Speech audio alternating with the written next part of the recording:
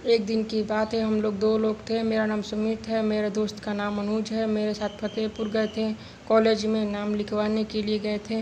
नाम लिखवाने के बाद हम लोग वहाँ से 1 किलोमीटर पर एक पुराने घर था, उसमें 4 तल था और उस रूम के पास गए और चौकीदार से हमने पूछा कि रूम खाली है। उसने कहा कि हाँ खाली है। ऊपर वाला पर उसमें हमने देखा कि 11, 12, 14, 15, 16 रूम है और उसमें 13 नंबर रूम नहीं था। हम लोगों ने कहा कि हमें 14 नंबर दिखाइए।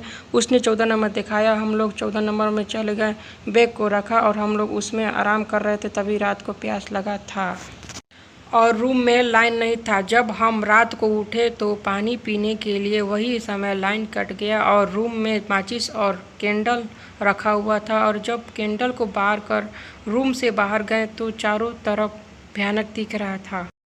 जब हम आगे बढ़ रहे हैं तो वही समय कुछ पायल का आवाज़ सुनाई देने लगा और हमने सोचा कि यह हमारी शंका है और आगे चलते गए। वह पीने का पानी कुछ दूरी पर था। जैसे ही आगे गए कुछ हवा कहीं से आने लगा और कैंडल की बत्ती बुझ गई और पायल का आवाज़ आ रहा था।